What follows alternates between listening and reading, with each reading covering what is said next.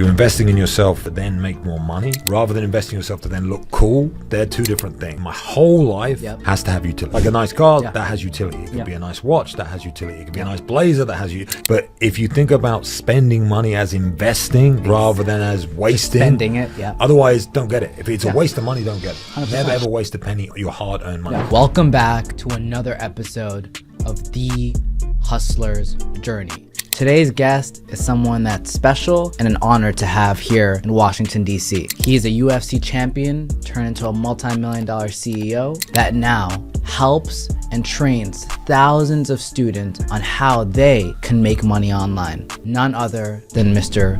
Luke. Attention is currency. And people don't understand that right now. Attention is probably the best currency you could have. A retweet from Elon Musk, I heard, was like worth more than like $10 million. I gave up everything, quit my job, left my house, moved to the gym, slept on the floor, trained fucking 10 hours a day, every single. You saw this opportunity with this guy. How do I make it happen? The only way I make it happen is I give up everything and I concentrate 100% on it. And it's not about money. It's not about anything else. It's about becoming as good as I can at this thing.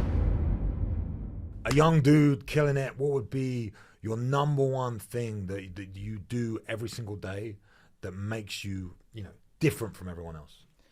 Number one thing I would say is my calendar is packed. The number one thing that I've learned is that if you have a packed calendar, you are going to be set. There's no way that you can have a packed calendar and you're actually doing activities daily. That's not just busy work. You're not just out here, your calendar's full, but you're on TikTok in the office on your laptop. If you're actually doing daily work and your calendar is super packed, I feel like that's what's going to set you apart from everybody else. Well, because I got lots of friends that they say, I'm so busy, I'm so busy, I'm so busy, I'm so busy, I'm so busy. And they complain about being busy, right? And I'm like, what are you doing? Yeah. What do you mean you're so busy, bro? I know what you fucking do. Don't lie to me. So I feel like having intention in the things that you do and making sure that things actually matter. Like I scroll, not TikTok, but I do scroll Instagram a little bit too much. I'm trying to get better at that, but I call that work. I feel like... Because you're probably getting inspiration, you're getting content, you know what I mean? One of the things that I feel makes a difference for me is, it's in the calendar, but having space to do nothing. I call it like coffee time. Okay. So I'll wake up, sort the kids out, go to the gym. First thing, priority for me is health at the moment because I've let myself go a little bit. Need to get back you sharp. Look good to me, man. I don't know what he's talking about. And to try and get on top of that hill, and then from there I go and have like coffee time, like 2 hours, have coffee, have breakfast, and it's like my thought creativity moment where after the gym I have those 2 hours to separate and just to relax and visualize, and that's when shit, that's what I need to do. I need to do that. That's the person I need to speak to. So I feel like having your calendar booked out is super important, but I think making time to do nothing is something that I like. What happened to me, and it's a bit of a relationship advice thing as well. Along the same time, I'm married. I work for myself. I could work from home. I decided to get out of the house, and I have an office now. But at the time, I didn't have an office. I would just go to cafes and I would work from there all day and be away from all the distractions, away from the wife, all that sort of stuff. And limiting my time that I spent with my wife improved that relationship. 100%. Because there's less mundane bullshit, and when you're there, when you're there, it counts, right? And doing that, so I'd go to the cafe and just drink coffee for 2 hours, and that's when I got like real moments of clarity and some great just thoughts. Deep work and but I completely. When I say calendar, if you look at my calendar, you'll see it says bedtime. Okay. It says brush your you know what I mean. I just think everything should be super calendared out. If it ever you see every second of the day is just boom, boom, boom. Even if, like you said, it's time to drink coffee, I feel like if you just pack your calendar, you know what your day is, and you're tackling it through a list. I think it was Jeff Bezos. I was watching a podcast with him. He's like, he has 4 things he has to do every day. He has a list of 4 things. If he goes through that list, he's good for the day. Yeah, I think for a lot of people, that's a great way to build confidence as well. That's how I look at it. I have a list. I didn't know Jeff Bezos' his story. Never heard about that.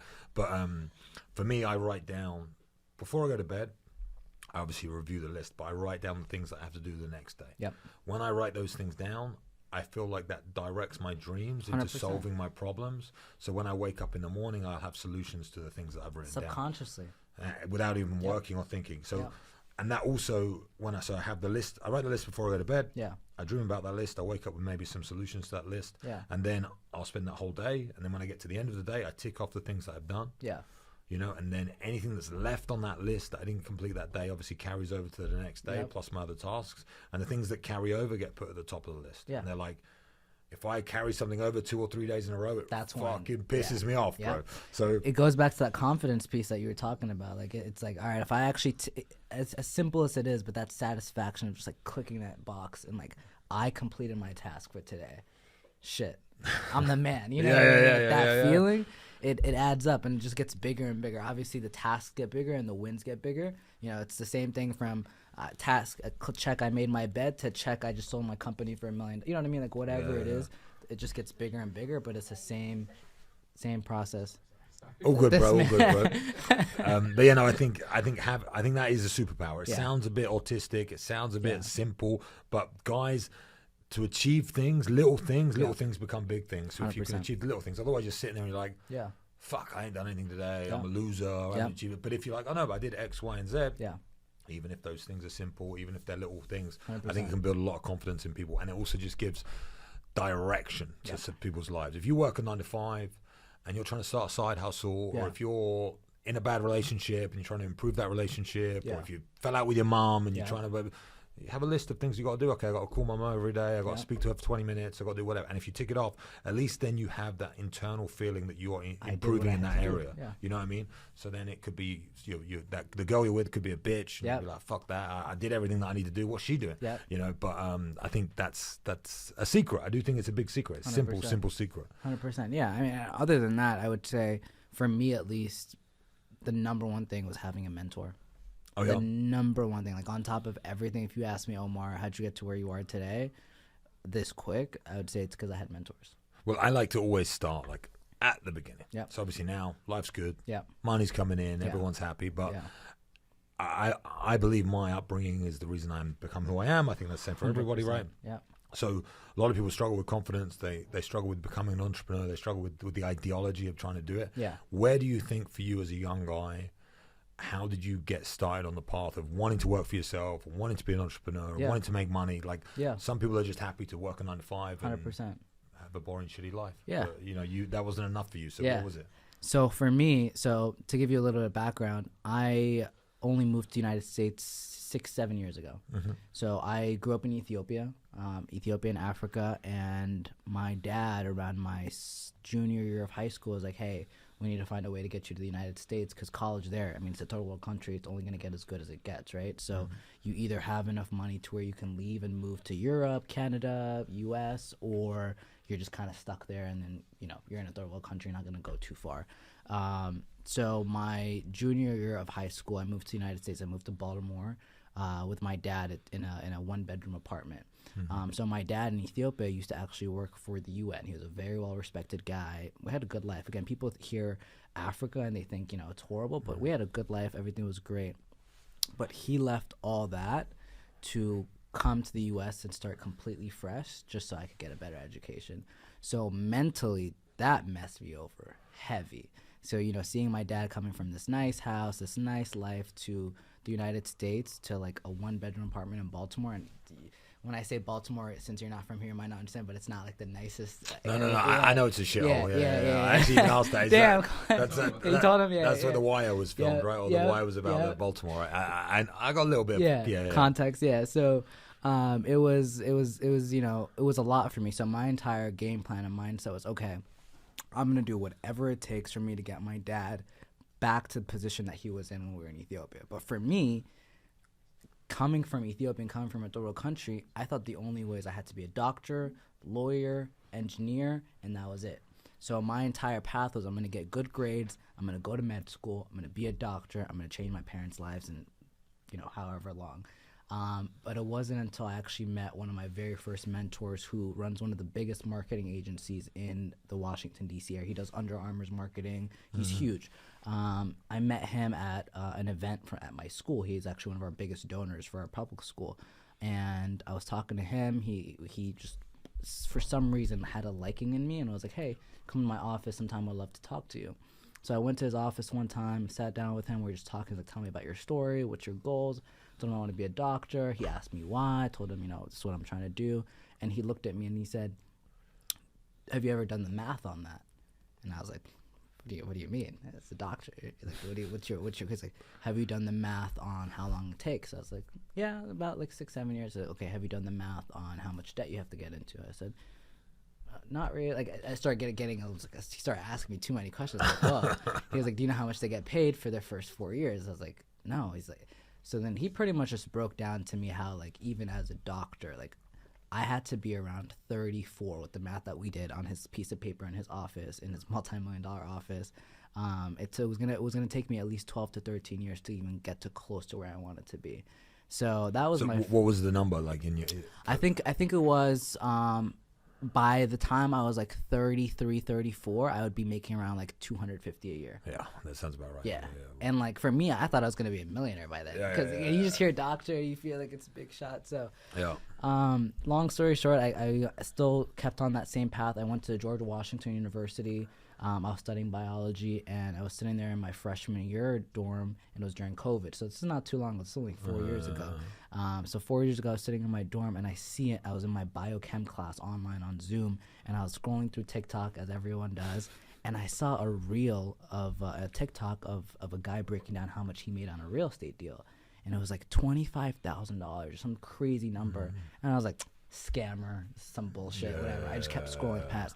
But that number just got stuck in my head to where it got me convinced enough to just look it up. I was like, what is this real estate thing? Let me look it up. What does it mean? Had no idea. Brokerage, residential, commercial, no clue. So I just typed in real estate near me. And the number one real estate firm in Washington, D.C., the One Street Company, popped up as a search result. It was 0.2 miles away from my university, George Washington University, which is actually like 2 minutes away from where you're staying at the Ritz-Carlton. It's like the DC university. It's like $80,000 a year. And I got a scholarship by then. It wasn't it came up, and I was like, okay, let me look into this. I went on their website. I found out who the founder and CEO was. His name was Samir Qureshi. And this guy is the biggest real estate agent in Washington, D.C. area. He's one of the biggest developers and super well respected. If you search up real estate, he's the first person on Zillow that pops up, over like 7,000 agents or whatever many there is. And I just stalked him for a bit. I stalked his socials, and I shot him a cold email, man. I said, hey, my name's Omer. I'm a freshman at George Washington University. I know nothing about real estate, but I would love the chance to come and work for you for free. I'll do your social media. I'll grab you coffee. I'll drive you. Like, I don't care what it takes. I just want to be around you. And surprisingly enough, this guy emailed me back in an hour. Oh, wow. This big multi-million-dollar CEO emailed me back in an hour, and I was like, what the heck? And long story short, he was like, yeah, no one's emailed me like this before. Come on down to my office. Let's talk. Showed up to his office the very next day. I scootered over there. I didn't have a car or anything.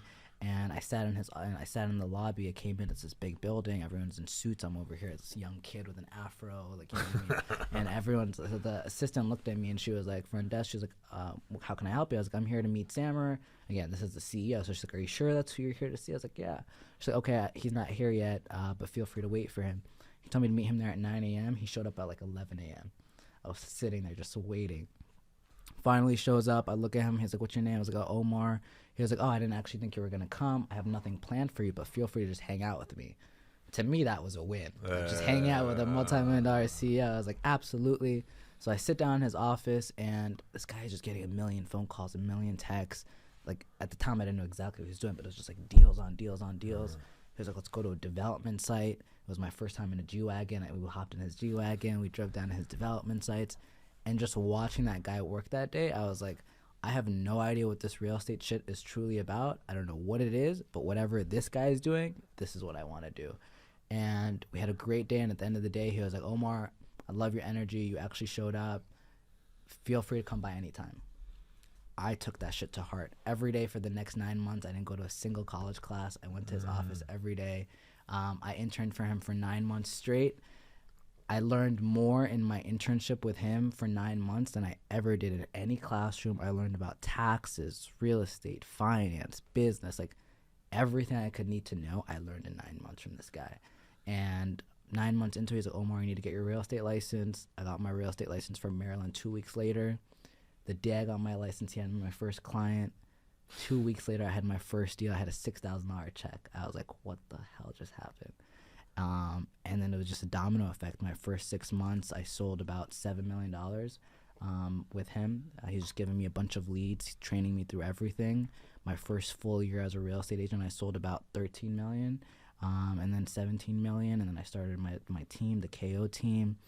And then I started a real estate marketing agency because there was such a huge need for it, because I was doing the marketing for my own properties and my developers and my clients, and people started asking me to do it for them. And then that's how Refidified and my marketing agency got started, and just been hustling ever since, man.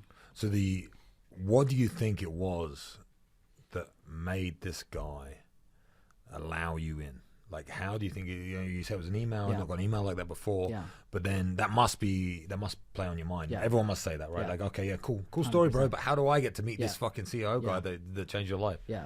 I would say you have to be willing to give a shit ton of value for nothing. When I tell you I sat in the office and he never asked me to do anything, but I would just see stuff. I know he's bad at, as simple as it sounds, I know he has a meeting coming up. I would go get the other room prepped. I would put a little tablet in front for, like, just small things. I know that he asks Francesca, which was his secretary at the time, to get something done. She had a lot of stuff on her plates. I would just jump like, hey, let me take care of this for you. You have to just be willing to sacrifice, and you just have to be a sponge. He just saw me sitting there absorbing. I never complained. I never said anything. I was in that office every day, 8 a.m., and then I wouldn't leave until he left, 9 p.m. or later. Mm-hmm. He was always the last from the office, and so was I.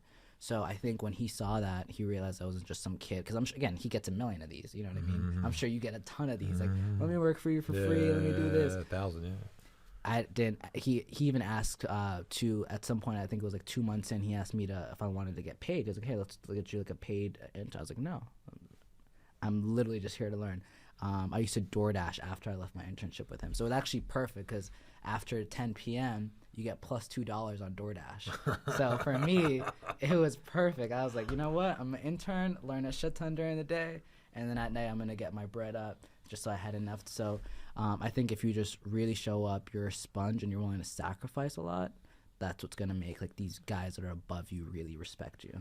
I think it's crazy, because I've offered my family, like my little brother, and like no one wants to do, so it's like a simple thing, but no one wants to do the work to then earn the money. They always want to, but how much am I going to get paid? Yep. Like they always want the reward before they do the work. Yep. And I feel like my journey with fighting and stuff, I had to do the work for 5 years before I got anything. Before any type of result. Yeah. Yep. So it's like, it's quite inspiring to see a guy that's willing to do that at such a young age and understand that that's what it takes, you know. And I think that's a big, what you said about him, he's obviously a smart guy, but when he broke down the investment that you're going to have to put to become a doctor, and doctors make 250 grand a year, it's like, and you have to work all the time. You got no time, so you're time poor, you're tired, you're stressed, and you're money poor, really. Like doctors don't make that much money. They don't. So, you think they do. After taxes and everything else, going to break down. So the difference between, because I'm originally from London, but I'm kind of like European now, live in Europe. The whole real estate license thing doesn't exist. Okay. So you just, anyone can buy and sell property. Oh, wow, like it's not a big, there's no license that you need. And I was kind of going down that route at one point as well. Yeah. I didn't pursue it. I do a few. It's time. It takes up a lot of time, right? You got to go to these viewings, and I'm like, I was getting in my friend who was kind of my mentor as well, a guy called Reza. He was doing it, and he said, like, you could do this. You're at the perfect age, like you're quite young, so to sell a property to someone, 100%. To a family, or like he was like, you're perfect age, you've got a family, they're going to trust you, 100%. You're going to have, you know, so. How do you get over that hurdle of like, this is some young kid trying to sell me a big property that I'm going to raise my kids in? Like, what does he know? So that's probably my biggest challenge, because I was selling properties to guys that were 3-4 times my age. So I mean, like my biggest sale was like a $1.9 million sale for a condo, and the guy was like 72-year-old multimillionaire. He had a Fidelity bank account with like, I think it was like $62 million cash. Like I saw it with my own eyes, and he's using me, a 19-year-old, to buy his condo. So for me, that was my biggest challenge. But again, it went back to my mentor, Sammer. I showed a property one day. I came back. I was like, Sam, there's no way these guys are going to use me. They looked at me like I was a little kid. And at the time, I have an afro now, but I had like I did not fit, bro. Okay. And I barely fit in my suit. And again, these were like Nordstrom suits, you know what I mean? So it doesn't even look that great. But he literally looked me dead in my eyes. He's like, listen to me. As long as you know what you're doing, you're a professional industry, and you're actually going to take care of your clients, I promise you no one's going to question your age. And surprisingly enough, it was true. Like, I just learned my craft so well that if anyone questioned me, I didn't have an issue. So for me, it's like when I walked up, it wasn't that great. Like when I'm walking up, hey, I'm Omer, nice to meet you, whatever, I'm here to show you the property. Like, who's this young kid, 18 years old, trying to sell me a house? But then when I start talking, that's when it's a difference. So they hear me, I'm talking about the property. I'm like, hey, this looks like a great home, and I know, it all looks great, but besides the cosmetic stuff, the HOA in this neighborhood is a little bit steep for this area. It doesn't even include utilities. Like, I'm really educating them and giving them value, and they're like, holy shit. First of all, they feel like I'm not trying to sell them, because I'm not. That's one thing. If you're in sales, I get it, where our job is to sell stuff and like make deals happen. But when you genuinely don't care whether you sell it or not, that's when you're actually gonna get the most sales. Like, whether they bought the house or not, I did not care. I was just there to service them and help them. And at some point, they're going to make a transaction, and I just had to be the person they made that transaction with. And that comes down to something we talk about, or I talk about a lot, which is like the abundancy mindset, understanding that these guys might not buy it, next guy might. It doesn't. You don't have to. If you hard sell and you have any sense of desperation, no one's going to buy it. They can feel it. They can smell it. They can smell it. And again, it's like women, the same. Like if you're a desperate, never got pussy in your life, and they smell it. You know. It's like when I feel like it comes to like just the fact that they know that you don't need it shows them that, wow, like, I don't know, it's just some psychological thing with them. It's like when they see me pulling up, and this is another thing too, I won't lie. So when I first started, I was driving my sister's Toyota Corolla. I borrowed it from her. When I got my first check, that $5,000 check I told you about, guess what I heard that first check? Bought a car, right? I bought a car. I bought an Audi A3 convertible, used 2016, but I promise you, I credit that car for giving me at least my next 2 to 3 sales faster than I would have with that Toyota. I think this is something I thought about. This is about how you utilize money, and I think people with money understand this, especially for men. Women, they buy shit because they just want to look pretty or whatever. It means nothing. But everything I purchase in my whole life has to have utility. 100%. And it could be like a nice car that has utility. It could be a nice watch that has utility. It could be a nice blazer that has it can still be like fancy shit that people think. But if you think about spending money as investing rather than as wasting, just spending it, otherwise don't get it. If it's a waste of money, don't get it. 100%. Never ever waste a penny of your hard-earned money. Same with hotels. I'm saying at the Ritz-Carlton, it's $800 a night. It's like, but if I'm who are you going to meet there? Exactly. Who's going to be in the bar? Who's going to be exactly all of these things, and it transcends over time. Okay, it doesn't work as a transactional thing. Like, okay, stand at the Ritz-Carlton, it's cost me $1,500. I'm going to meet someone and I'm going to make that. But you might just have build that relationship. Yeah, you never know. So I think that's a real smart thing to do for once for you, and like a good lesson for a lot of people. If you look at the things that you want to get in life as investments, like investments in your character and your personality 100%. And who you are, rather than in I want to buy this flash shit. And the people you're investing in yourself to then make more money, rather than investing in yourself to then look cool. They're two different things, completely different. And also, I think it also depends on how much you trust yourself, right? If you trust that I will make more money than $5,000, you're going to be fine with making that investment in yourself to go get that nice car to then look good to clients. Like, I've made so many purchases where I'm like, you know what? I'll make it back. I did this with the car thing. I rent because I'm rent because I bought 2 cars, and I'm a terrible maintenance guy or whatever, and my engine blew up once. I was like, fuck, I need to get a new car. And then another one, something else broke. I was like, I can't be arsed with fixing cars. I'm just going to rent. It's more expensive, but I get the luxury of having nothing to worry about.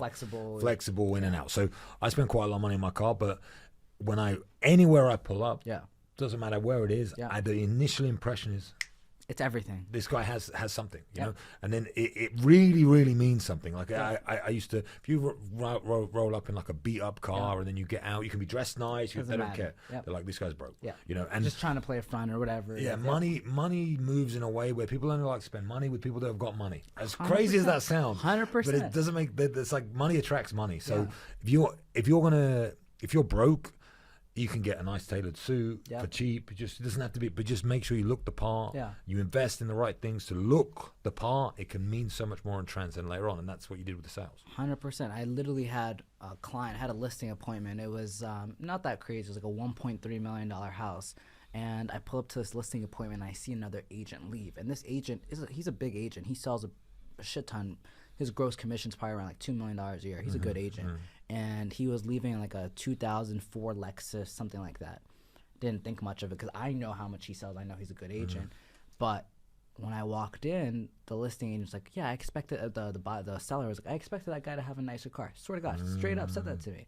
So it's like, I get the idea of like some people like, you know, it's a little frugal, like you know, your reputation. But no, like people judge you. People judge you. It's a funny story about this because it's to do with Instagram. Because when I was fighting, fighters have got this weird mentality, right?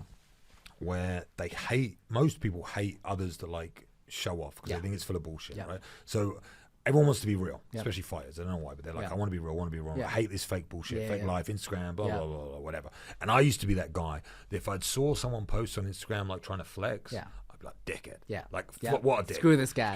I used to hate it. Absolutely hate it. And then I was in Prague, and I was actually with Andrew, and I was on a boat down the Prague River, and I was smoking a cigar, and Andrew took a picture of me. He goes, "Gee," and I was like, "This is embarrassing. It looks fucking gay." And I went back to the hotel, and the owner of this event that I work for, it's called Octagon. The owner, I showed him the picture, and he goes, "Oh, look, the owner of Prague." That's what he said, word for word. I said, "I'm gonna post that because I thought it was funny. I thought it was a joke." Right?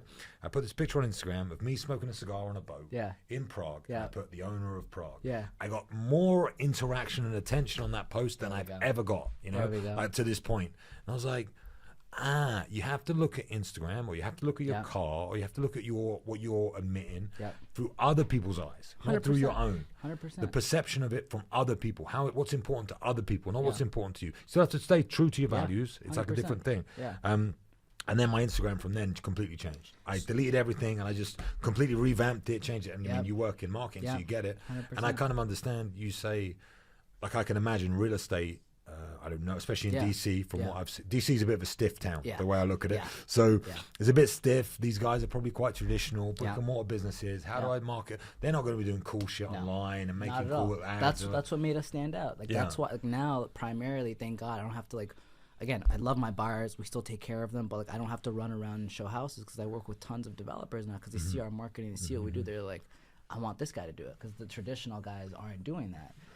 But no, man, that's 100% fact. I am actually in the phase right now of slowly transitioning my Instagram because right now my Instagram is strictly business. It's just closings of my clients, still really high quality videos, and you can still tell the level that I'm working at, but it's like I don't have any of that lifestyle stuff there because I was thinking this, I'm like, I look like a dickhead. I'm not posting that. I'm like archive shit.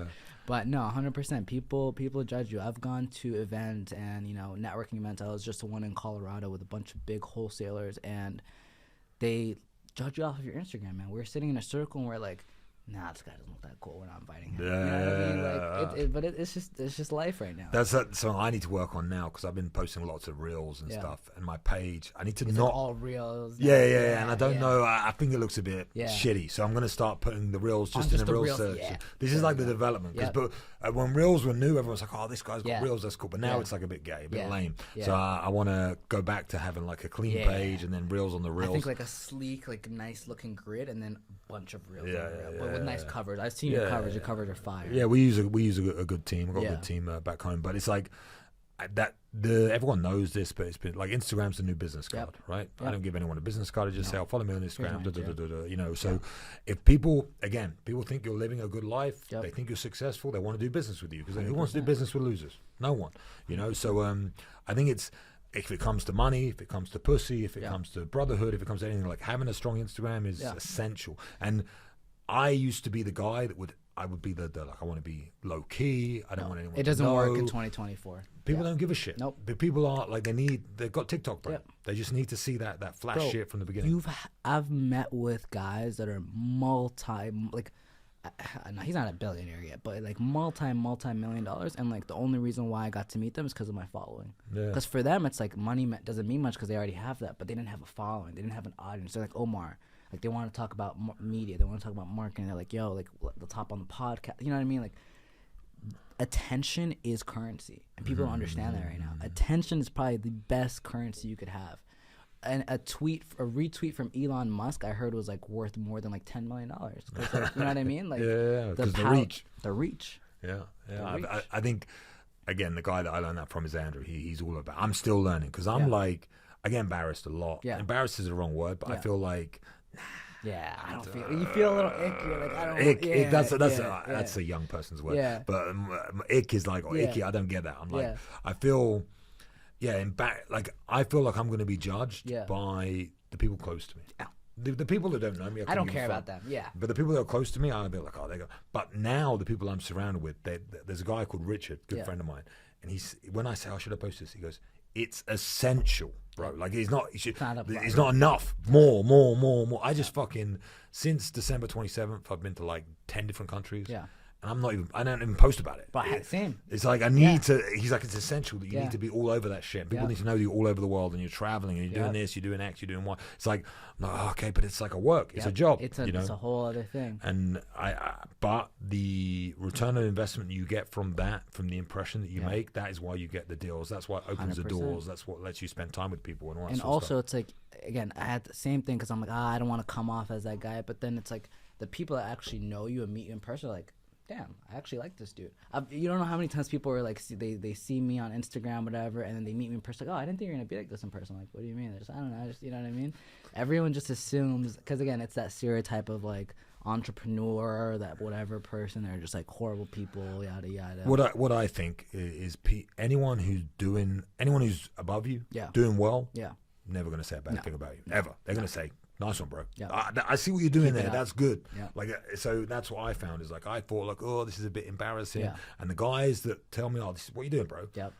None of them are doing good. None of them are living the life that I want to live. Yep. The people living the life that I want to live are always like, bro, that was sick. Do more of that. This is cool. This is fire, blah, blah, blah, blah. So it's like playing to that audience of whatever you want to do, right? So I think if you have that feeling that you're like, this is embarrassing.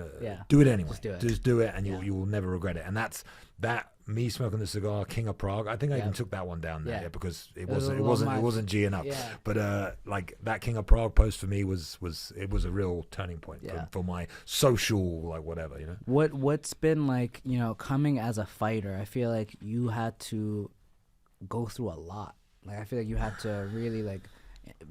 What's like the percentage of fighters that actually make it to the UFC or actually make a ton, you know what I mean? There's like active fighters in UFC now. It's probably around like 600, maybe 700 total in the UFC. Wow. But then obviously you have the turnover over the last 20 years.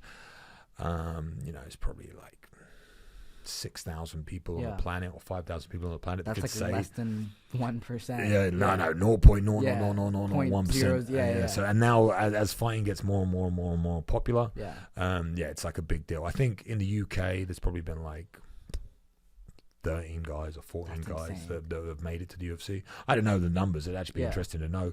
But yeah, it's a big accolade, and not just doing it and getting there and fighting the UFC and all the rest of it, but everything that comes after it is like, I've always had those 3 letters next to my name. UFC fighter, so it's like, it means, it's compounded well. Yeah. Because of the Conor generation, Francis Ngannou, all these guys that came through after, John Jones, blah, blah, blah. They've like made, the UFC's huge now. When I was in the UFC, if I was in the UFC now with my personality and with how I like to, I'm a bit of a dickhead. Yeah. Like I would blow up. Yep. But I didn't blow up at the time because Instagram didn't even exist. Didn't even exist. Right. Yeah. Twitter just started. Yeah. So it was a whole different ballgame then. And I was the guy who didn't mind talking shit. I was doing interviews, but media wasn't the same then. It was very, very different. If you had that now, man, oh my God. We were in the fighting stage in MMA where it was like we were trying to prove that we weren't thugs. Yep. So it was all about like just trying to get that stigma out. Yeah, trying to this guy's a thug, you know. Yeah. And then this you said about people were surprised with you, what you like when they meet you. I have that. Like everyone thinks I'm going to be some aggressive, horrible dude, and I'm like, I look at myself internally. Yeah. I'm completely different to how I am externally. No, I'm like a super nice, funny, stupid guy playing around, and I'll make jokes, and people think I'm like scary. Yeah. And I'm like, no, I'm just joking. I'm bro. just kidding. I'm just kidding. Yeah. It's a big hurdle for me because I feel like people are not afraid. Intimidated. It's intimidated. Yeah. Like it can be intimidating. Yeah. I'm 6'6". Yeah. I use the word cunt a lot. Yeah. Like people can be like, oh, I don't want to upset this guy. Yeah. I'm the least violent guy alive. Yeah. I'm the least violent guy alive. If you upset me and you challenge me, I'll then fuck it's a you different up. story. But Yeah. I'm just saying, like, Yeah. I'm never going to be aggressive towards anybody. Like, it doesn't make any sense to me. But that's the stigma that comes with me. You know what I mean? But yeah. But walk me through like your journey, like your story. Like, how did you get started? I know you're also not, from your like you came from a different world. So like, walk me through how that was. Like, you telling your parents or your family, "Hey, I'm gonna try to fight a UFC." Like, how did that go? Well, chuck me this water and I'll tell you. I got it. It's thank you, bro. Yeah. A long story, but I come from London, and I had great parents. Parents did well. Like my dad was a photographer. Yeah. Like he used to do pictures of old school bands in the 60s and the 70s, Yeah. like Led Zeppelin and Pink Floyd and all these sort of guys, AC/DC and whatever. So we did okay. I grew up okay, but then I got into fighting, and my mum was a Jehovah's Witness. So I was extremely religious growing up. Okay. So the idea of me fighting in a cage for her was like, Insane. no, Yeah. it just wasn't going to happen. Yeah. So I had to lie to my mum for like the first probably year Wow. of me even training. Like she didn't know. I had my first fight without her knowing. Oh. I got my jaw broken, so I had to pretend I got in a bar fight. All that's the same old stories. Yeah. And she's proud of the man that I've become, but she's not proud of the way that I did it, if that makes sense. Okay. Yeah. Yeah. So being a drug dealer, I'm making millions. Yeah. And your mum's like, happy you got the money, but she's not like, Yeah, happy how you yeah, did it. yeah, That's yeah. not quite the same, Yeah. but yeah. She wasn't really proud of the journey, and she never watched me compete. Yeah. My dad came to watch me once, and it was actually my second ever fight. Wow. And I lost. So he never came again because I lost my second fight. And then I went on like an 18 fight win streak or something like that. And he was like, he couldn't come to the next one. Then he didn't go to the next one, and then the next one. And he was like, oh no, my dad doesn't believe in superstitions, but he's like, I'm not going to come watch him because he'll lose. Yeah. So he never watched me fight apart from that. I fought in the O2 in London, which is like there must be an arena in Washington that every kid like dreams of fighting. Yeah. At. Mine was the O2. I fought there, and my dad didn't come because he didn't want to The bad, bad juju or whatever you want to call it. Yeah.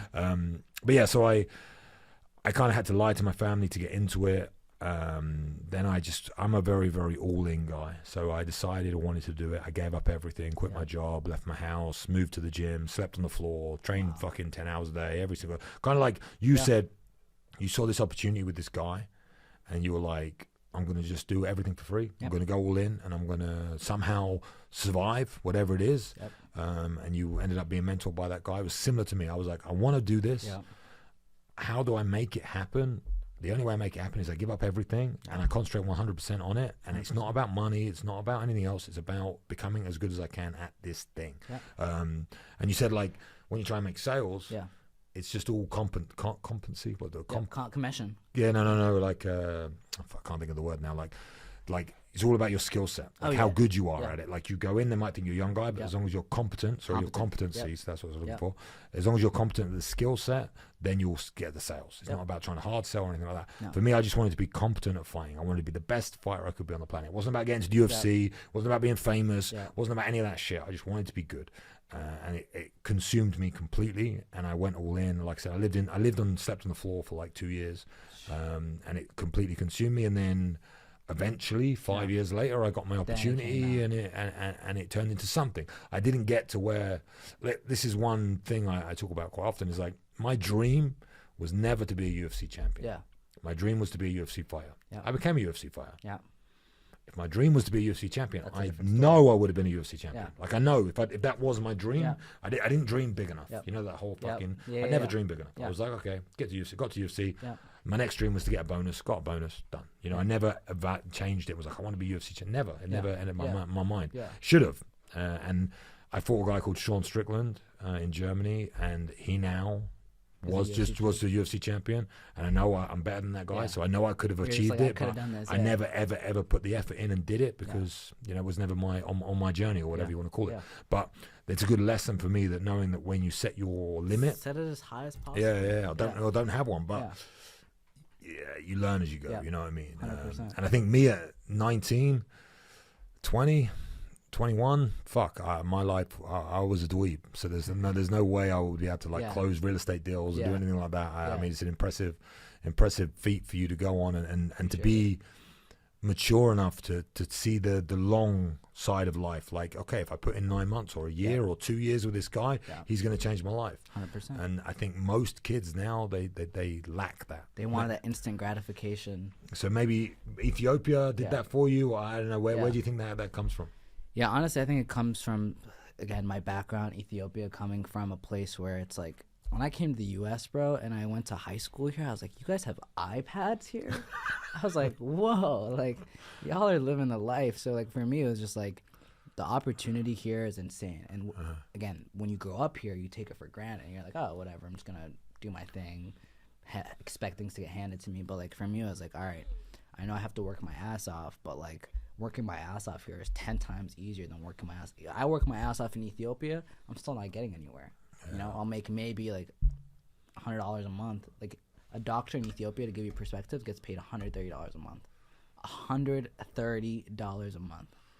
That's a doctor in Ethiopia. So, you know, so when I came here, I was like, there's just so much opportunity. So it didn't really matter which route I took. I just knew that I just had to work my ass off, and that was it. So your dad made the right decision. Yeah. Making the move. I mean, tough for him. I think that's, again, having the vision for him to come here and you fulfilling that. I'm sure he's a proud guy. But, I think most kids now, if they could have that perspective, it's all about perspective. It's all about perspective. It's all about perspective. They could have the perspective and understand that you could sacrifice 10 years of your life to get where you want to go.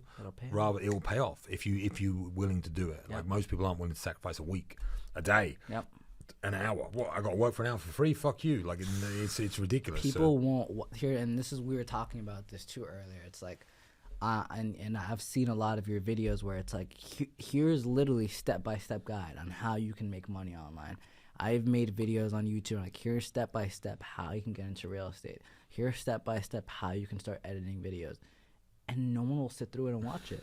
They'll watch the fun, quick lifestyle videos and like the car videos and the watches for like 60 seconds, get that dopamine hit, but then they won't watch the actual valuable pieces of content. It's just like, how do you expect anything to happen if you can't? Fuck knows. I honestly, I don't understand it. There's, again, we're talking about UFC, but Dana says about this generation's just broken and everyone's so weak. And I completely agree. If they can't apply themselves to something, I think it doesn't matter what it is, but if you apply yourself to something, real estate, whatever it is, and you just keep going at it. There's Alex Hormozy talks about 7 years. I think he says, like, if you apply yourself to the same thing over and over again for 7 years, and you learn the power of saying no, and you don't see that opportunity, oh, maybe this is better. They say one of the problems about being an entrepreneur, I know you talk about entrepreneurs quite a lot, the guys who leave their job and they start an entrepreneurial journey, and maybe they do quite well and they make $100,000 a year or something, and they're starting their journey. And then they get there and they are rewarded from that leap of faith to become an entrepreneur. They get rewarded by that. But then when it starts to get nitty gritty hard again, they then jump onto something else because the reward system has hit them already. They already know that first phase works. So they go from thing to thing to thing to thing to thing to thing. When really, if you're starting to make something successful, when you're doing quite well at it, you should double down or triple down on that one thing. Spend 7 years building out this is what Hormozy says, building it out. And it makes total sense to me because that's exactly what I did with fighting. So I found some success. I won a couple of fights. And I was like, quite like this. Double down. Then it got hard because he says there's like that phase. I can't remember what he calls it. Where it's like euphoria. He calls it like euphoria, the euphoria phase where you jump onto this thing and you're like, oh, this is great. This guy's doing this. He's making loads of money. I'm going to make loads of money. And then it's like, then it gets hard. It's like, oh, I'm going to jump onto the next euphoria stage. So having the competency to get through the hard phase.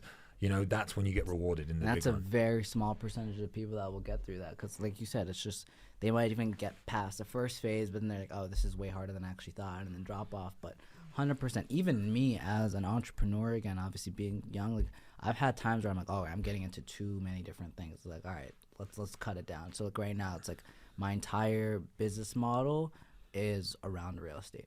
Like even with my marketing agency, we used to do like restaurants, we used to do anybody that would come to us that needed marketing, we used to do. Now it's like, no, real estate. If we're here to market real estate, so we'll do apartment buildings, we'll do hotels.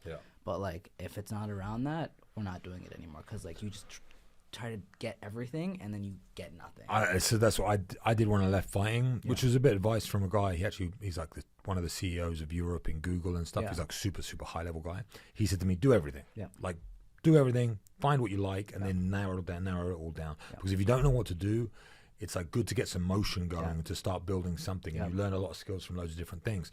100%. But then a guy that I know very, very well, that he's actually in real estate and does extremely well in the UK as well. He said to me, connect me to this guy. He's super wealthy guy. He said to me that everyone wants multiple revenue streams, but you want to have multiple revenue streams from the same thing. So yes, you can do multiple things at once as long as they are around the same thing. So they have to complement each other.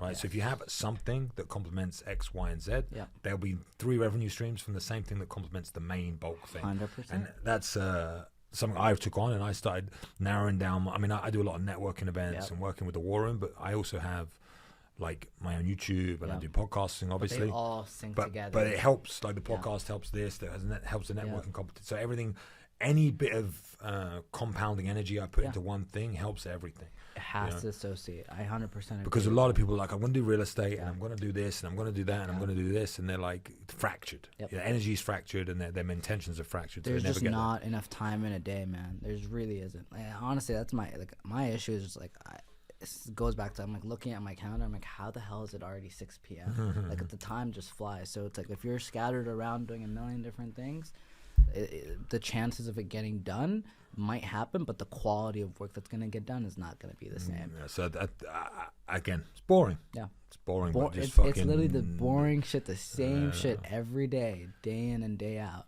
That's what's going to pay off. Do they have is Ethiopia a place for coffee? We're the place for coffee. We invented coffee. Okay. So if you... Yeah. Is that Ethiopian coffee? Ethiopian nice. What did you think? It was strong. It was nice. It was good. I don't know where Tony gets his coffee, so I don't. No way. But I'm going to start a coffee brand. I know we're talking about not doing lots of different fractured things, but if you know anyone that can hook me up, I will hook you up with the best importers. There we go. Yeah, we'll talk. Yeah. Okay. We'll talk about that off the thing. I don't know why. I want everyone to take your business idea. No. It's all about brand. Brand's the hard part, right? But yeah, so for me, I try and specialize when I talk on the podcast about like making money online. So for me, you've taken a traditional like realm in real estate, a brick and mortar realm, and then you've monetized it by producing things online, like the marketing agency. So super smart, like I said, stiff business full of guys in white in ties and fucking dickheads who try and sell, and you've just made it cool, right? So 100%. You've made it more diverse and cool. How did you like when you went to your mentor and the guy that you're working with, Sammer? He was doing that already, or you added that to him? I added that piece to him. So the first account or first client that I really had of that actually having it was Sam. So when I was an intern for him, I grew his Instagram, TikTok, and YouTube. So we grew his TikTok to about like 40,000 followers. We grew his Instagram. We grew the company's Instagram, and that's when it also like sparked. He's like, whoa. He also got an influx of agents that want to start working there now, and this and that, and like the brand grew, and he was like, "Holy shit! I didn't realize the power of like this online shit." And how old was Sam? Or Sammer? Sammer is like, I think at the time he's like 39. So I think he's like 42, 43 now. Still a young guy. Yeah. But still, like a young guy living and working in a traditional realm, like traditional life, brick and mortar. So it's hard for him to see that online money. 100%. You know what I mean? What they have online, and I think. Now there's so much online, but people. So this is something that I see, which maybe you can give me some advice on. But I advertise products online. I sell a few courses. I do all these different things, and I feel like every time I post a story about it, people are going to get bored of me banging on about But then I heard that the algorithm only advertises my stories to like 10% of my audience, right? So I got like 70,000 followers or something like that. So that means only 7,000 of them are getting to see it, and it's a different 7,000 every single time I post. So. Is there like a system to how often you should post about like content or value? So here's my take on it. So I am, and this is how, if you really look at some of the guys that do it super well, Alex Hormozi, perfect example, even Iman Gadzhi.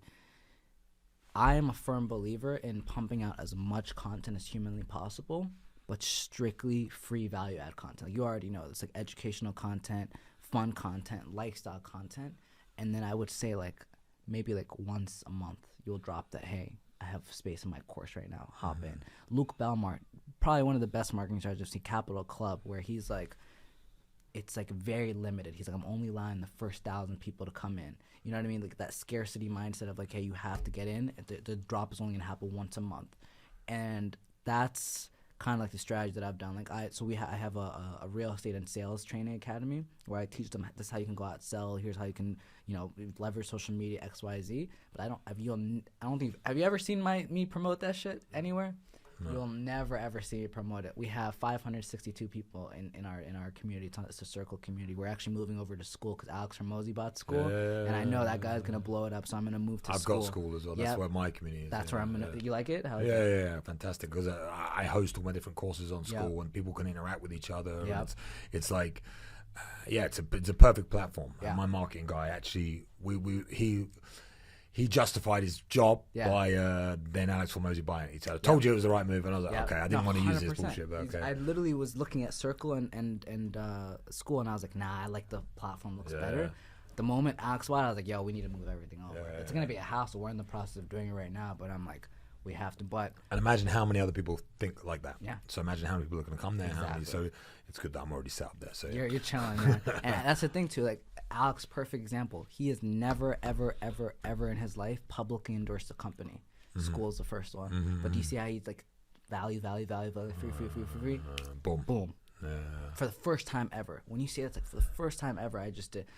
You're gonna see it on my main page now. Like I'm doing a really crazy hype video. I'm gonna drop it like probably like March, where I'm gonna publicly announce for the first time ever, I'm actually opening this up to the public, where you can join my community, you can join my course, and that's gonna blow up for the sole reason of I've never promoted anything. Everything's been free value. People have been, if you see my DMs, it's all like, hey, can you mentor? Like, nothing. And then now when it drops, you're gonna be like, holy shit. Omer, after 4 years of making content and watching this guy's shit, it's finally letting us, have something where we can like interact with him. So my main thing is posting a shit ton of value. I post every day. Even I don't do it, but I try to every day, at least on TikTok. My biggest platform has been TikTok. YouTube is the wave. I'm trying to grow more on YouTube, but post a shit ton, and then boom, drop your value. Hey, this is what I need. I need you guys to join this and learn this. And the thing is, when it's someone like you, when it's someone like Tony, when it's someone like me, where like it's actual real shit. Like we've actually been to the UFC. We've actually had online businesses. We've actually ran real estate companies. We've actually ran a studio. And we're like, okay, we're going to teach you how to do it. It's a lot different than all these, like, there's the problem is there's all these fake online gurus. It's like Shopify store, get rich in 14 days. Like, I'm like, what the fuck? I'll sign up for your course. You know what I mean? So when, people can feel that energy of like, it's real, they see it. Like there's some shit that you just can't fake. You can't fake going to the UFC. You can't fake owning a studio. You can't fake the transactions in real estate. It's all public record. Like there's certain things that's like, you have such a level of like legitimacy that people are like, okay, if they have something, I'm joining it, and I know I'm going to learn a lot from it. So that's kind of like my strategy: just value, drop. Okay, sweet. I mean, I'm still playing. Like I'm new in this whole world of selling. For me, selling is such. I've been always like based on fighting. You don't have to sell shit. You don't have to sell tickets. People have to come watch you and stuff. But it's like, I've just been focusing on myself for so long. The idea of selling, we used the word ick before, like my marketing guy's like, come on, Luke, come on. But I'm getting better. I'm like finding my voice with that a little bit. And I've been doing it for a little while now, but I still find I'm more of a value guy. I like spending time with people, talking to people. I hate the idea of having to try and sell them. It's difficult. And here's a problem too, because I tried it. I didn't believe it. I had a bunch of buddies telling me, some really big influencers. One of my boys has like 3.2 million followers, huge guy, entrepreneur space, and he was telling me, Omar, if you keep giving away this shit for free, no one's going to take it seriously. That's honestly the truth. If you can give away the biggest gain, the biggest value, step-by-step guide, I swear to you, if you don't put a price tag on it, people just won't take it as seriously. Well, they won't do it. That's the thing. So there's something so basic and so stupid about human nature. The more you pay for something, the more you take it seriously. So if someone gives you 20 grand, they're going to do everything you say. And they'll get results. But if it's free, the same content, they ain't going to do shit. They won't do it. It's crazy how that works. But that's something I've learned about, like, I think that's one of Hormozy's books as well. He talks about the $1 million sale, right? And how you value things and how you post them or whatever. But no, I'm still super early on the journey. And what I look at is like scale and time. Yep. I'm not in any hurry in any way to try and push something and do something. Like you said, the scarcity mindset. I'm not trying to sell. I'm just time, right? building. You know, I'm enjoying it and I'm enjoying the journey, and it's so different. From everyone used to say to me like about fighting. I mention this quite a lot, but they say like fighting UFC must have been hard, right? Yeah. Nah, I mean, I guess, but I'm so used to it. It's your norm. It was my norm. So for me, fighting's easy. Yeah. The thing that was hard for me is stopping fighting and doing this fucking market bullshit. What is this? Like having videos now? Yeah. It's like, that's hard, bro. That, like, so I think change is difficult and development is difficult, and having to try and like there's in 48 laws of power, there's like recreate yourself, right? It's like having to recreate yourself constantly and be a new version of yourself, and change is difficult. And I think that's something that I'm leaning into and trying to recreate myself in a different fashion now, in a different way. And this whole online presence thing, and it's new for me. It really is new, and I have a lot of assistance, and I'm super lucky to be surrounded with a team of great people. And like I said, I hang out with some big influencers and big guys that understand the space so well. And so I think if I was you, sorry to cut you off. If I was you, if I was, you know, I'm Omar. Let's say I'm 20 years old. I don't know what I want to do. I want to get into a business online. What is your number one recommendation for an online business in 2024? Ooh, I think building audience before anything else. Okay. So it's easy to make money when you've got an audience. Yeah. So if you have no audience, how are you going to make money? Yeah. You need eyes on you. So I think that having whatever the business is, doesn't matter what you want to sell, what you want to do, coaching or mentoring or like a club, like you said, like a monthly membership thing. Like people need to be able to see it, right? So getting eyes on your shit is the number one thing. And you can do that by being controversial and building up an audience, and then trying to convert like lower leads, or you can do it on a much more higher scale. It depends on how you want to do it. But I think output is the easy answer, right? Like if you want to make, like anything in life, if you want to do an online business, it's how much, you said about it, how much content you can put out. Like it's very hard. It's not hard. Easy to think of things to say and to be this guy. So like output. And I think creating an audience first is the best way to make money online. Like, it's all about the audience. You can have the best product in the world, and I think this is a big problem that people, they focus so much on the product before they even know if anyone wants to buy it. If no one knows about your product and you can't market it, I don't care if you have $1 million product. It's not going to sell shit. But not even that. It's like you could think it's amazing. This is something like money first. So I want to, this is what I did for my first ever course sale, first ever thing that I ever sold online. I sold it before I made it. So I thought of the concept, I advertised it, people bought it. And I was like, shit, I got like 2 weeks to make this product, and I had to make it. Now you're forced into doing it, but you know it's worth the effort because the money's already there. 100%. Whereas if I got a friend of mine who wants to start this online like boxing coaching business. He's a fantastic coach, and it will do well. But he's spending all this time creating videos and building it out. Bro, and I'm like, start. Bro, who's going to buy it? Who's going to buy it? Do you know if anyone's going to? You might spend 6 months developing this thing, try and sell it. It's a waste of 6 months of your life. So sale first. That's my advice would be audience sale. But what do you do? Do you like put them on like a wait list, or like how does it work? Like let's say I do buy it, like how like. Let's say I do want to drop I've told you in March I'm going to drop it like officially. Pre-sale's always great. Pre-sale, that's what I'm saying. So before the thing's even live, you need a pre-sale. Then you get to see if there's people that are interested in that shit. So it's like, I got pre-sale now, create scarcity. The product's normally $1,000. It's going to be $500. Get involved, blah, blah, blah. So then they drop the money in your account before they've even got access to it. So I think having a pre-sale and saying, okay, we've got I don't know what the product is. So I'm just saying, like, I got 1,000 of these things. We're going to do a pre-sale. Once we sell out 1,000, we'll launch it or whatever. Like, I think having pre-sale, having dates set, having timescales, funneling everything into one place at one time, at one moment, that's a great way to do it. So with Skool, are you doing a monthly subscriction, or do you think it's better to do free? So I use, for me, the way I do Skool, I use Skool as a lead magnet. So it's like I give away a free product. People go on Skool, they can watch the free product. On Skool, it has the other products that can sell. So I just want to get, I want to get that list. I want to get people on. What do you sell after? Like, what's the upsell? So I have 2 courses that I sell on the upsell. One course is about fighting, and one course is about magnetism and communication and leadership and all these different things. So I have a fighting product that is basically 17 years of my life condensed down into like 20 videos, which explains how to leverage your time when it comes to competition and comes to fighting. So a lot of people, well, everybody in fighting will train their body. They'll train how to punch, how to kick, how to wrestle, whatever. They have coaches for everything, but they don't have a coach for their mind. So it's like, which is probably the biggest piece. It's especially when it comes to fighting. So it's all of my advice over the time that I started fighting, all the way to when I was fighting in the UFC and afterwards, and all the lessons that I learned when it comes to how to maximize time with training, make sure you get the most out of sessions, how to mentally prepare for fights, how to put fight camps together, how to cut weight, and how to do that effectively, and all the lessons that I learned. Weight cutting. 17 years of your life. I used to be a huge weight cutter, so I give a lot of gems there.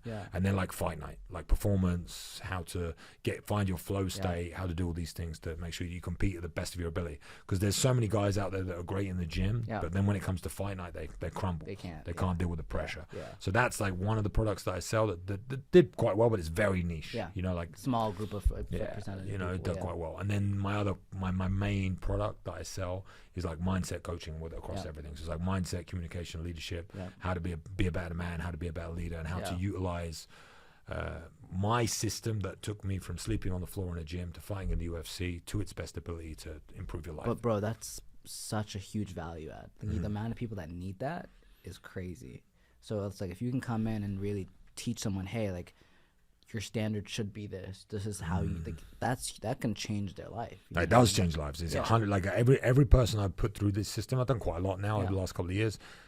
The results are just astounding. You know, because people aren't living to their true potential because they don't even think. They don't even think about what they could do or how they could improve or what's the perfect version of themselves. What they're doing day by day. They don't review. They don't do anything. So I basically take through like a 3-month plan of how to go from this guy that's not performing to where he should be to being the guy that you want to be. Give me some gym tips, man. So for me right now, like shit, like I feel like that's probably the side I'm lacking on the most is like the physical and like the health side. It's like tips on gaining and then also tips on the gym. Like I literally go to the Equinox that you're staying at right by the Ritz, but like I'll get a workout in, but like I don't know. It's been, I guess I don't eat well enough, but it's been really hard to like build the muscle and like the physique that I'm looking for. How often do you go? I try to go maybe like 5 times a week. Okay. So for me, the results that you put into the effort that you put into the gym is only like, you only see the results from what you eat. Okay. It's like if you're looking at bodybuilding, right? So it depends on what you're trying to, I'm always looking at a skill set. So for me, time on the mats is the most important thing. If you want to get better at jiu-jitsu, do more jiu-jitsu. Basic, right? But if you're thinking about physique and muscle and size and all that sort of stuff, it comes down to how you eat and when you eat and timing. I think a lot of people, they understand, obviously, you got to eat clean, don't eat shit, don't drink booze, blah, blah, blah. But it's to do with when you eat. That's the most important thing. When you eat, when you digest food, and how much you digest. So if you want to put on size, you don't want to eat like... Bodybuilders do it certain different ways or whatever, but I found it because I was super skinny kid. I found that the way I put on size was I ate 2 massive meals, like separated away from each other. So I'd have something big in the morning and something big at night. I wouldn't eat during the day. I wouldn't snack because that keeps your metabolism high. So if you're trying to cut weight, if you're trying to like get ripped, you want to have 6 meals a day. You want to eat small portions, blah blah blah. But if you're trying to bulk, you want to eat 2 massive meals, as big as you can, and they want to be carb heavy, and they want all that sort of stuff. And at your age, with your way your hormones will be and everything else, like you could eat carbs for days, you know. So break down a meal for me. Give me those 2 meals. Like I always go for like rice or potatoes, like heavy carbs, and I would have that in both. But if you're going to have breakfast, I would do eggs. What's it called? Like, I don't know what you guys would call it. Like beef. Turkey? No, beef. Like mince meat. Right? You guys mince. So like beef mince, rice, and eggs. And I would have like as much as you can eat. Don't count calories, none of that bullshit. But eat as much as you can. Maybe some avocado in there as well. But like big bowl of that. Chomp that down. Eat it like loads. Then at nighttime I would do something heavy with mashed potatoes or with pasta, but again meat based. So lots of protein and then heavy carbs, but twice a day. So I mean, you have something called like your burn rate, so as in how many calories you just naturally burn per day. So it's like mine, because I'm a big human being, is around without doing shit, I'll burn like 2,300 calories. That's so I need to eat more than that to put on weight. 100%. So you'll have lower than that, but you probably want to be trying to eat around 3,000 calories a day. Okay. So like you don't want to you need to learn about calories to count calories to start with, to get an idea, and then when you understand it, you just eat. But for me, I would just say eat twice a day. Okay. Don't snack. Don't eat shit between it, and just go heavy, go hard, and then go in the evening. Go heavy. That actually works out perfect because right now the way my schedule is, I have one protein shake in the morning and then I have one meal at the end of the day. And I would fuck protein shakes off. Like I would protein shakes are bullshit. Like absolute bullshit. Like you should try and again. Yeah. The word supplement. Yeah. Basically means you supplement it in the food. Yeah. Just get it from real food. Okay. Like there's a guy on talking about people going viral this year. There's a guy called Eddie Abu. You see the one that like breaks down like what's in different products. Yeah, he just says everything's shit. Yeah. And he's right. Like there's a guy the guy I worked with, Mike Dolce, back in the day. He's the same ethos and mentality as Eddie Abu, and people hated on him as well. But it's like just eat real food. What Dolce used to say is if you pick up something in the supermarket, you turn it around and you don't understand what's on the back of it, don't eat it. Don't eat it. It's that basic. Yeah. So if you can fill your body up and you can be satiated and like full from real food, you're good. Game changer. That's it. So just eat potatoes, meat, carrots, basic things. Don't eat all sucralose and this bullshit. But Eddie Abu, what he does, he goes into the supermarket, he'll pick something up, he'll turn it around, and he'll say stabilizers, this is shit, and throw it down. Like he's gone viral over it. It's an old bodybuilder. Yeah. But he's 100% right. It's like, eat real food, eat loads of it, and you'll be good. If you're putting on weight's easy. Yeah. Cutting weight's the harder part. Putting on weight, if you're in that situation, eat real food, eat loads of it, enjoy it. I would have as much space between the meals as possible and try and eat twice a day and try and eat 3,000 calories. That means you've got to eat 1,500 and 1,500 of meat, of vegetables, of real food. Yeah. It's not that easy. Yeah. People think it would be. And that worked for me because a lot of people told me to eat eat as much as I can, eat as often as I can. Yeah. That's what I heard too. They just eat more meals. I'm like, because that's what bodybuilders do. Yeah. So they eat 6 times a day and all that sort of stuff. But that keeps your metabolism high, and you'll have a super high metabolism. It's just be what you are. Like you want to slow your metabolism down. Yeah. You want to you don't want to be burning that weight. You want it to sit on your body and sit on your sink. But when it comes to all supplements, at 20, 21, 22, supplements is marketing. Yeah. It's all marketing. You see bodybuilders drinking protein shakes. They're paid to drink this, but it's bullshit. Yeah. Like if you can't get enough, and again, you're not trying to be like Arnold Schwarzenegger. Yeah. You're just trying to be healthy. You're going to be way healthier eating real food than drinking fucking protein shakes. Yeah. Like when I was a professional athlete, I didn't drink that shit. I never had that stuff. I'd take glycosamine and all the minerals and all that sort of stuff. I think the way the world needs to go now, which most people are natural, and then look at longevity supplements rather than people want quick results, right? Look at longevity supplements, things that are going to look after your joint, going to look after your blood pressure, going to look after these NMN and all these different things that are coming out for but that comes when you get a bit older. 100%. Your fucking hormones are going to be through the roof, and you should have the energy to train every fucking day. Absolutely. I would train 5 times a week's fine, but you 7. No, I wouldn't advise unless it's a skill set. Yeah. If you're trying to get good at boxing, kickboxing, wrestling, whatever, that's skill set time. That's time on the mats. Yeah. If you're trying to get big, you probably want to train 3 times a week. Okay. Heavy. Okay. Heavy. Hard workouts, push your body, get a personal trainer. Don't rely on yourself because you're never going to push yourself as hard as someone else is going to push you. Yeah. So train 3 times a week, put it in your calendar, get a trainer and tell him, I want to put on weight. What do I do? Yeah. Don't get a fucking guy who takes steroids and takes steroids. Yeah. But that's what I would do.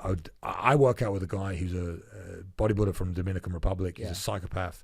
Every time I leave that session, I'm dead. You should be dead 3 times a week. 100%. That's enough.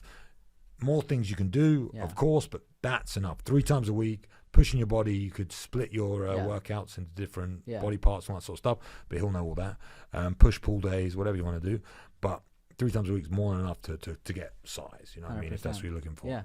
I love it. Then it all comes down to just eating. Eating. The way this is phenomenal advice. The way I like to I know you gotta head out soon. So the way I like to wrap up a lot of my shows is I always like to ask every hustler that comes on here, what other hustler do you think we need to have on the show that people would benefit from? And you're just like first person that comes to mind, Omar, this is the person you need to get on the show. What was another hustler that comes to mind? I mean, okay. Someone who's close to me, who I think is underrated and extremely intelligent, and people don't see it because of the industry is a guy called Sterling Cooper. Okay. Tell me about Sterling. Sterling is an Australian dude who lives in Marbella now. He's a good friend of mine. He used to be a porn star. And he took the best product you could ever think of in the world when it comes to the pain point of a man. And he teaches sex advice. He calls himself the #1 sex coach in the world, and I believe it. I bought his products. They are phenomenal. But he is, I want to say, porn star. And when you look at him and you look at his social media, and you think this guy's a G. He's like got all these women, blah, blah, blah, blah, blah. But he is super, super intelligent too. And the reason he's become as successful as he is because he's super successful with these products online. Like the best that I can think of making money online selling products, apart from the obvious ones you know, whatever, is he's like a geek. When it comes to like email marketing, campaigns, and marketing and all this sort of stuff, it's all on lock. And he's like, he also you said he did like biology or chemistry. He did chemistry, so he understands like the body, and he understands how to teach people. And he has this he's very, very good at teaching. So that's why his products that he sells, like they video do well courses, because he's really because he's invested and he believes that he's going to help people. And his courses and the things that he teaches, they're incredible. So as a hustler, he's hustled his way up to you know, he's multiple 7-figure guy who just literally sells how to bang bitches better. Best product in the world, bro. How to get your dick bigger, how to bang bitches better. Like, so you're talking about hustling, that's a hustle, bro. But the advice that he gives is real, bro. It's real shit. So I'd love to see you interview him and talk to him. And he's all about, he does a lot of podcasts, but he's more talking about those things. Like he doesn't talk about his business. That's why a lot of people think he's just a pretty face. Just oh, that's good. But it's when he breaks it down, I've seen like he's shown me the back end of his business. It's incredible. He works like hard. You know what I mean? He works hard to then not have to work hard. Like you got to think. He sells online products. This is what attracted me. Actually, Sterling's the guy that made me start selling shit online. He sells online courses, online products that he doesn't have to physically be there. So he doesn't have any time restrictions. And they just tick away, and his Stripe account just goes ding, ding, ding, ding, ding, ding, ding. And he's just like, bro. So he lives free. Like, if he doesn't want to work, it doesn't work. It doesn't need to, because it's all in the background going. You know, so when you talk about quality of life and trying to balance like time for money compared to just having it online. He, for me, is a super inspiring guy. So I would say. Absolutely. All right. We got to get you on the show, man. We got to bring on the hustler's journey. But, Luke, it's been an absolute honor and a pleasure. And I can't wait to chop it up with you again. Appreciate it, man. Thank you.